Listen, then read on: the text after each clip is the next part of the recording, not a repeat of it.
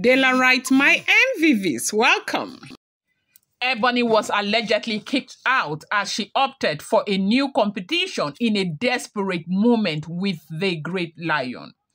They said that, when that drama happened, when the Great Lion got so angry and began to act as though he was possessed with anger, the only person who could calm the Great Lion down was the jewel. They said when the jewel entered, the atmosphere in the palace changed. Everybody saw it and everybody was shocked. Okay, and people were wondering because the Great Lion has been there muttering something for over 4 hours, getting really angry over everything. The brother could not stop him. Dr. Sapphire could not, even Ade could not. Something that made Sapphire to run to Lagos to get the jewel back in Ife. And, until the jewel came back, that was when, things calmed down a little, okay? Our people say, when two lamps stand in one room, the one with the true flame will always expose the one burning with borrowed fire. No matter how long the deception lasts, the moment the rightful flame enters, every hidden shadow begins to shake. It is a warning elders repeat, okay, from generation to generation. When a presence carries true light, even silence feels it before the ear hears it. And when a throne recognizes the one tied to its destiny, no amount of acting, kneeling, robbing, running or pretending can compete with it. That was exactly what was seen in the palace of the Great Lion. They say people had been moving around quietly, speaking in low tones because the Great Lion had been sitting in one place for over 4 hours, not talking to anyone, not giving any instruction, not even responding to greetings. He kept muttering something under his breath, something no one could understand. The elders were nervous, even the brave ones. Some stood, some sat, some paced, but nobody wanted to be responsible for provoking him.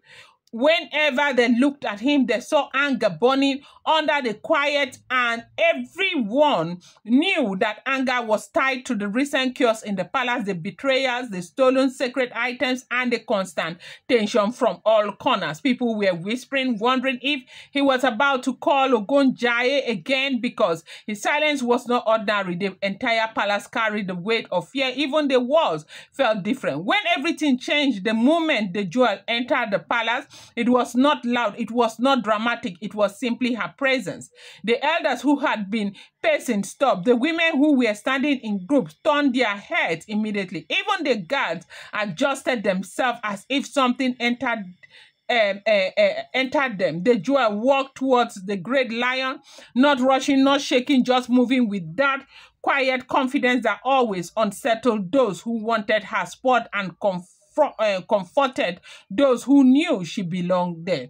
She knelt down beside him, gently held his hands, and started praying, speaking, rubbing his hands like someone who understood the weight he was carrying. She was not afraid of him. She was not watching the elders' reaction. She was just acting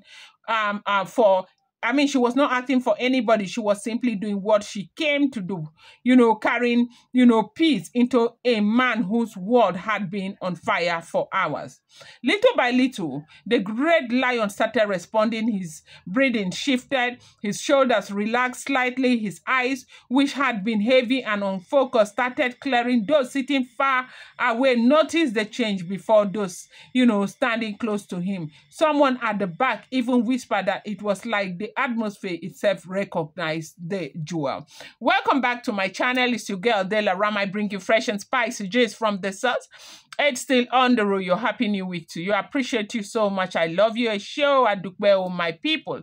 If you're here to subscribe, kindly go ahead, hit that subscribe button, and do not forget to turn on the notification bell. Please do not forget to give this video a thumbs up. I appreciate you. So they said within a short time, the Great Lion began to speak again. It was not loud at first, but the elders heard it. And the relief on their faces said everything. They had been terrified that, he would rise from that chair and call, Ogunjaye in full anger again against them. They said they were praying silently that someone would help calm the great lion before he made a decision that would shake the entire town. And now that shift came only when the jewel touched him.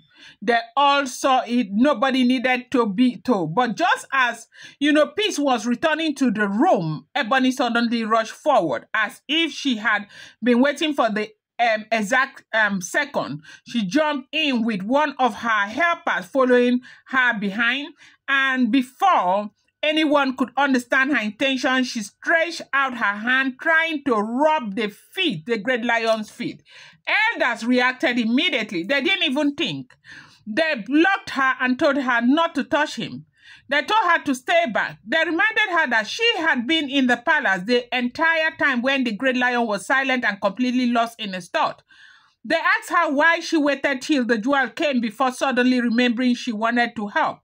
They asked if her competition had no limit, if she did not understand sacred timing, if she did not see the atmosphere, if she could not sense that something was happening, something very serious was happening. Okay? As in, this is not a time for you to perform anything. We need solution here. And the jewel had to come from Lagos to calm this situation down. So what are you trying to do? They said voices rose. They were not soft with her. They told her clearly that she should not interfere, that she should not touch him, that she should know when to stay back, and Ebony could not hide her frustration. She started defending herself, but before she could finish anything, some of her own family members jumped in, shouted back at the elders. The matter escalated instantly. They said it was all noise and chaos the entire time. The palace had, just been calm for just few minutes, and everything became very ruddy in seconds. People were dragging each other with their voices, pointing fingers, accusing each other, talking over one another. Women were pulling Ebony back, telling her to control herself, telling her to stop acting like she was in a constant competition, telling her to stop chasing validation in a moment that was about, that wasn't about her, that, that moment was a sacred moment. They needed help. They needed, somebody to calm the great lion down, not the drama that Ebony brought. The great lion looked around and the anger on his face returned. His time sharpened. Everyone saw it. Everyone felt it. They knew he had reached his limit with the chaos in the palace. They knew he had tolerated too much, watched too many disrespectful behavior, handled too many spiritual insults, and carried too many burdens. They knew that his anger in that moment could easily push him to call, in fact, invoke Ogunjaye again, and they started begging. And that was how they dragged Ebony out of that place and told her to know her limit.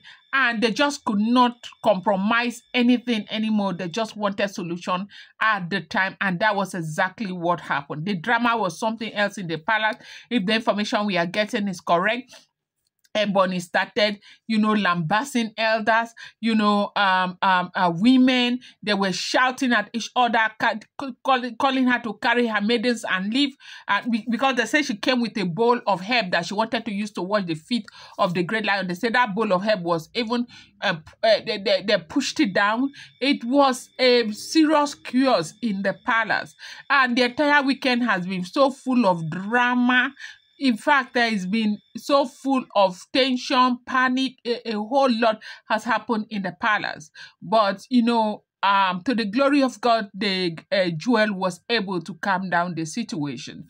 I'm going to bring you more update. Do not forget that these are all alleged rumors of verified information making the rounds on social media and should not be seen as fact.